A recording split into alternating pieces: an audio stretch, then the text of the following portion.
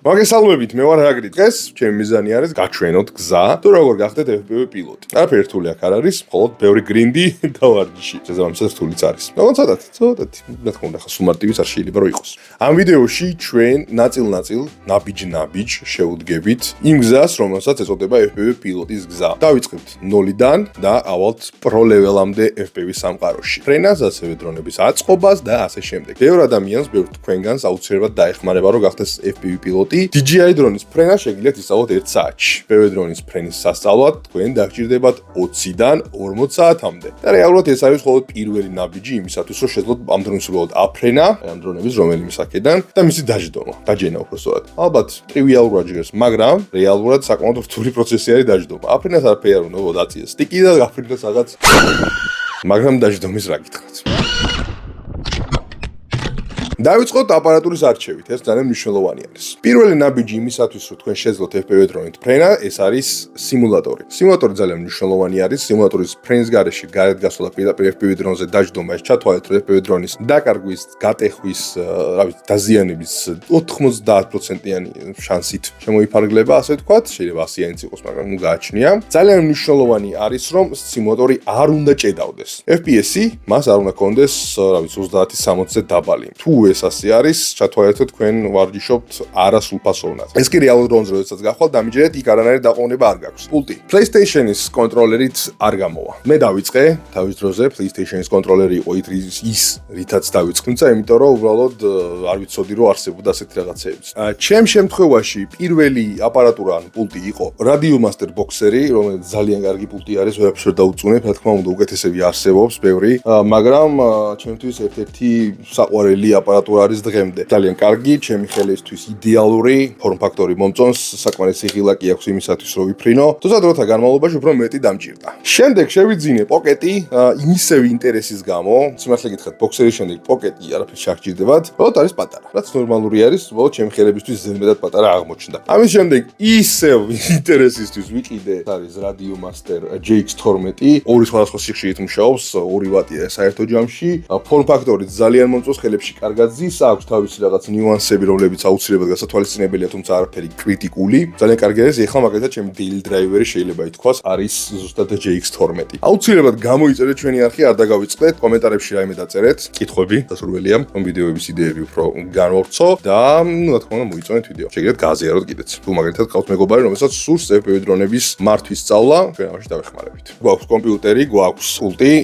უკვე გვჭირდება სიმულატორის არჩევა. არჩევანი გვაქვს საკმაოდ ფართო, არის ლიფტოფი, ანქრაშედი, ველოსიდრონი, არის TriFPV, უამრავი არის, ეხლა ეს 4 რაც ჩამოვთვალე, არის ცენტრალური ბირთვი, როგორც ასეთი ხარისხის. განსხვავებები რა თქმა უნდა არის, ლიფტოფი და ანქრაშედი ერთ კალიბრში გადიან. TriFPV, რომელიც თუ ძლიერი კომპიუტერი გაქვთ, იდეაში კარგი არის, მაგრამ ჩემი კომპიუტერი მაგას ვერ ქაჩავს, ამიტომ არ ვიხები საერთოდ. და ველოსიდრონი, რომელიც არის უკვე პროფესიონალური რბოლების სავარჯიშო სიმულატორი. აი ეს უკვე არის რაღაც high-tier-ი, ასე ვთქვათ. თუმცა ფასიც განსხვავებული არის, მაგალითად, თუ ეს ჩამოთვლილი TriFPV ლიფტოფი და ანქრაშედი ღირს $8-10, ეს უკვე ღირს რაღაც $50-მდე გიჯდება, რომ საკმარისი დრონების პაკებით იყიდო, რაც ნუ ალბათ ხვდებით, რომ საკმაოდ ძვირი არის და არ არის აუცილებელი, რომ გქონდეთ თუ არ გაქვთ სურვილი გახდეთ პროფესიონალი მრბოლელი. თუმცა ადრე თუ გვიან ალბათ მიხვალთ მაგამდეც. გააჩნია ხა თქვენი სურვილები რა იქნება.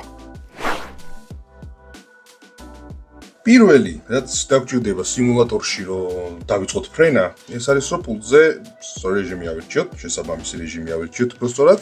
როდესაც აპარატურას, ანუ პულტს ვაერთებთ ჩვენს კომპიუტერთან, პირველ რიგში ყოველთვის ამოგვიგდებს წარწერებს 3 რეჟიმს და პირველს ირჩევთ, იმისათვის რომ ეს აირჩიოთ, არის საჭირო დაჭიროთ Gorgolacs თქვენს აპარატურაზე. იქნება ეს ბოქსერი, იქნება ეს GX12, პოკეტი თუ სხვა, უმეტეს შემთხვევაში Gorgolacs არის ამ გადაადგილებებისთვის საჭირო. და ისევ ამ Gorgolacs-ზე დაჭერით, თქვენ ირჩევთ რეჟიმს. ლიფტოფი, ძალიან კარგი სიმულატორი. როდესაც შევდივართ პირველად ლიფტოფში, გვეხმარება იმაში, რომ ჩვენ სწორად ავირჩიოთ რაღაცეები. პირველი, ჩემ შემთხვევაში ინგლისური, კი ბატონო. პირველივე ჯერზე აუცილებლად გააკეთეთ კონტროლერის კალიბრაცია. ეს ძალიან კარგი პლუსი არის და ლიფტოფში უკვე არის ჩაშენებული დასაწყისშივე, რომ გავაკეთოთ ეს კალიბრირება. ძალიან მნიშვნელოვანი არის, რომ ყველა კაბელი არ მუშაობს. უმეტეს შემთხვევაში თვითონ კონტროლერებს მოხვება თავისი კონკრეტული კაბელი. ამ შემთხვევაში ეხლა როგორც ხედავთ, ყველაფერს სწორად ხედავს, თუმცა მოდი მაინც გავაკეთოთ და თქვენ იცოდეთ როგორ არის საჭირო კალიბრაცია. პირველი, ვირჩევთ calibrate და start calibration. ვაკეთებთ ისე როგორც გვეუბნება და არა პირიქით, იმიტომ რომ ინვერსია მოხდება, მას თუ პირიქით თუ გავაკეთებთ, რაც არის, შესაძლებელი არ არის რთული, მაგრამ მაინც ჯობია. ესე იგი, პირველი თროთილი ავწიეთ ზემოთ. კი ბატონო, ავაცენტრეთ. მეორე pitch, დახრილობა წინ, უკანაც. შემდეგ მარჯვნივ, იგივე და შემდეგ მარჯვნივ ისევ ვარცხენა სტიკი. ისევ ცენტრირება და ეს არის სულ. ჩვენი კალიბრაცია დასრულდა. ამ შემთხვევაში სწორად დასრულდა, მაგრამ მე ხა გაჩვენებთ ერთ რაღაცას. ესე იგი, მიჩვენებს ავწიო ზემოთ. კი ბატონო, აქ ავწევ ამ შემთხვევაში ზემოთ. აი ხა მიჩვენებს ავწიო ზემოთ, ჩამოვწევ ქვემოთ. და უკვე ჩემ შემთხვევაში არეული არის კალიბრირება. აქაც მარცხნივ გავწევ და არა მარჯვნივ. ხედავთ ეკრანზე ალბათ. და აქაც იგივეს გავაკეთებ. ეს ძალიან უხეშად დავარღოთ წესებს. აი ახლა როდესაც მარცხენა სტიკს გავწევ მარჯვნივ, ხედავთ ეკრანზე, რომ პირიქით შვება ყველაფერს. ამ შემთხვევაში ვირჩევთ fine tune და მარტივად არაფერი რთული აქ არ არის საჭირო. აი ამის გარდა ამ შემთხვევაში ყველას ინვერსიას უკეთებთ და ყველაფერი გასწორდა. ესე იგი, თუ თქვენ ერთი გექნებათ ხოლმე შესასვლელი, ერთ დააწვევით ინვერსიას. იმისთვის რომ გაიგოთ რომელი გაქვს შესასვლელი, გააქანებთ ამ ჩვენს სტიკს და ხედავთ, მაგალითად pitch-ი თუ არის შესასვლელი, გავაქანე pitch-ი და მივხვდი რა უნდა შევცვალ. არაფერი რთული, ძალიან მარტივი. მოდერნულად არ ხსნი. ამ ყველაფრის შემდეგ манипуляციების შემდეგ save-ს დავაწვევით, კალიბრაცია დასრულებულია, right. შემდეგში გვაქვს ღილაკების დაკავშირება სხვადასხვა ფუნქციებზე. მოდი უცებ აქ რაც არის ისე დატოვეთ. ხოლო მარჯვნივ reset-ი ეს მნიშვნელოვანი არის, რადგან გავცოცხლდეთ რაღაც მომენტებში შეიძლება ჩამოვარდეთ, შეიძლება დავიმტრეთ და შემდეგ rewind არის თუ არ ვწდები უკან გადახვევა. აი ახლა ავარჩევთ უკან მიხვდებით მაგით ყველაფერს. ამაზე დაყენდა, კი ბატონო და rewind-ი დავაყენოთ მოდი მარჯვენაზე. ოკეი, აქედან მეტი არაფერი არ გვჭირდება. საკმარისი არის, გამოდივართ უკან. შემდეგი ეხლა ავირჩიოთ თუ ვინ ვართ ჩვენ. New pilots ავირჩიოთ, მოდი ვნახოთ რას გვაძლევს. Battery simulation გათიშული არის, camera noise გათიშული არის, god mode ჩართულია, on screen display disabled, ეს ცუდი არის, ეს არ არის კარგი მოცემულობა. მოდი ვნახოთ აბა და თუ რამეს შევცვლის შემდეგ შიგნით. აკაუნტი. მოდი გამოვტოვოთ აკაუნტის შექმნა და ყველაფერი დასრულდა, ყველაფერი შექმნა იმისათვის რომ უკვე შევიდეთ უშუალოდ სიმულატორში და დავიწყოთ მზადება ფრენის. ოკეი.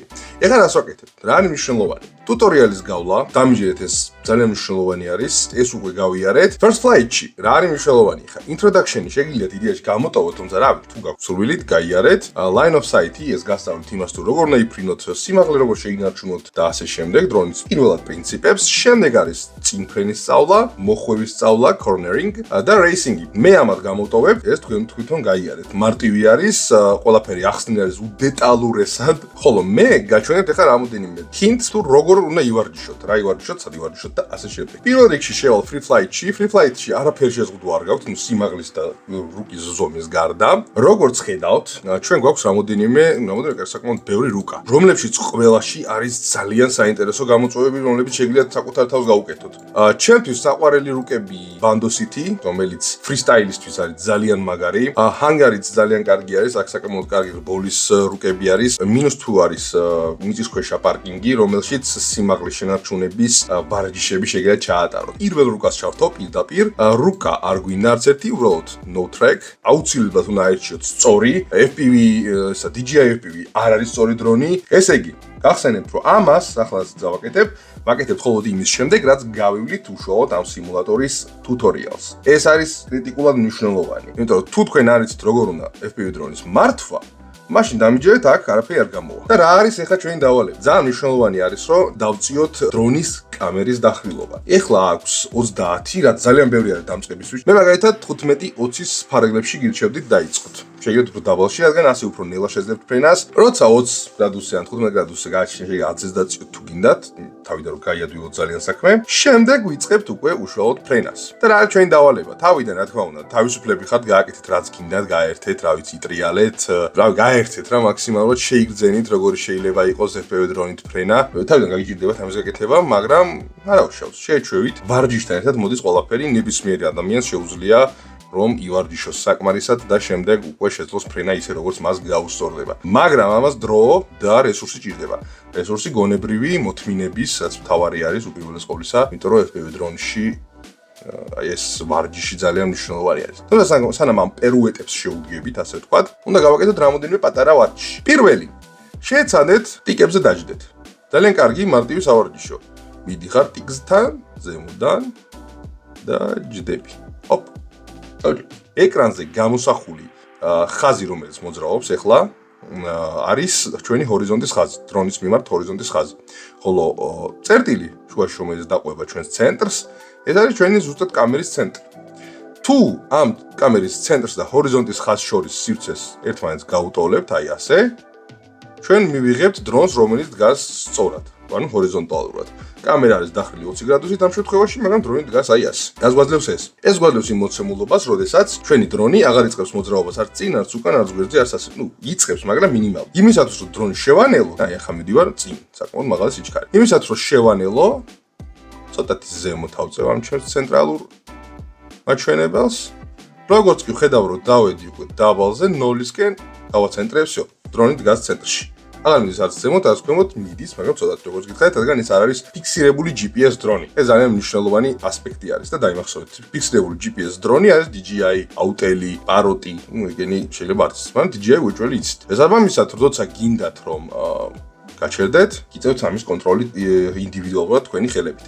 ამიტომ არის რთული FPV დრონის ფრენა, რომ შენ არ გაქვს ეს სტაბილიზაცია. თუმცა ეხლა დაამატეს მაგალითად ბეტა FPV-ში ძალიან საინტერესო ფუნქციები, რომლებიც აკეთებს რა იგივეს. რასაც DJI აკეთებს, თუმცა მაინც FPV დრონის იდეა და მუღამი მაგაშია, რომ იფრინო აკრო რეჟიმში, ან AR რეჟიმში, ყველგან სხვა რეჟიმები არის, ერთ და იგივე რეჟიმია, უბრალოდ სხვადასხვა სახელი აქვს, თუმცა მანდაც არის რაღაც მინიმალური განსხვავებები. პირველი, როგორც გითხარით, არის ტიკთან მისვლა და ტიკზე დაждდომა. როგორ ვიწყებთ ტიკთან ვარჯიშს? ავფრინდით. შევხედეთ იქეთ-აქეთ. რომელი ტიკიც მოგეწონებათ, ყველაზე გესიმპათიურებათ. მიდიხართ იმ ტიკთან ნელ-ნელა და ზემოდან ჯდებით. შევანელე, როგორც წეგან გასწავლეთ. ეს ნამეტანი უკან გადავწიე, დავაცენტრე და დავეშვი. всё, ლოჯიკი. ავდექი და გავიმეორე შემდეგ ტიკზე. იგივე ტიკზე არ გააკეთოთ, მოძებნეთ სხვა ტიკი, რომ არ გადარჩეს ვინმე ნაწყენი ტიკი. ყველა ტიკზე თუ გააკეთებთ, რამდენი ტიკი არ ვიცი, მაგრამ ყველა ტიკზე თუ გააკეთებთ, უკვე მიიღებთ ძალიან კარგი შედეგს. ყველა ტიკზე არის წვალოთ ამდენი 1 2 3 4 5 ჯერ გააკეთეთ და შემდეგ უკვე შეგიძლიათ გადახვიდეთ შემდეგ ვარჯიშს. შემდეგი ვარჯიში არის უკვე უშუალოდ რაიმე სივრცეებში შეძრომა. პირველად თქვენი მიზანი იყოს უბრალოდ შესვლა შიგნით. გამოსვლაზე დიდად არის ფიქრობთ არის წვალოთ. თუმცა შეიძლება რომ დაბალ სიჩქარეზე შეხვიდეთ და რაც უფრო დაბალ სიჩქარეზე შეხვალთ და კონტროლი გექნებათ, მით უფრო მარტივი იქნება შემდეგ გამოსვლაც. მაგალითად, მე თუ შევფრინდები რაღაც 100 კმ/სთ და აი გამოსვლა ძალიან გავიჭირდება. დავიმახსოვროთ, რომ დრონი, FPV დრონი მოძრაობს ინერციულად. მას აქვს ინერციული მოძრაობა. კი, მატორი ქაჩავს ზემოთ ან წინ, საითაც არის გადახრილი, მაგრამ ამასთან ერთად მნიშვნელოვანი არის იმის გათვალისწინება, რომ მას აქვს თავისი წონა. აი ამაში გვეხმარება ზუსტად სიმულატორი. სიმულატორის დანიშნულება ზუსტად ეგ არის, რომ ეს რაღაცებს შეგვარჩიოს. დაждდომა აფრენა და ზუსტად მნიშვნელოვანია ინერცია. ჩვენ შეიძლება ბოლომდე დაუწიოთ, მაგრამ დრონი მაინც აგრძელებს ფრენას. ავფრინდი. ამოვიღე სამიზნეში იქ სადაც მინდა შეძრომა და ვფიქრობ ახლა როგორ შევიდე. მე დავიწყე ასე, რომ ჯერ მივდიოდი წინ. ეს უპირველად რომ დავიწყე ფრენა, რასაც ქვია. შემდეგ ვანელებდი. ნელა. მოbrunდებოდი ისე რომ ჩემს პირდაპირ ყოფილიყო, ეს მნიშვნელოვანი იყო რომ მიჭირდა მაშინ პირველ ფრენებზე მოხვევა სწორად და ნელ-ნელა დავიწყებდი მისკენ მოძრაობას. იმისათვის რომ შევიდე და თან გამოვიდე. თუმცა როგორც გითხარით, ჯერ თავარი არის რომ შევიდეთ. შევანელე უკვე ადრე უნდა დავიწყო შენელება და ასევე ცენტრისკენ როცა არის გავძვერი.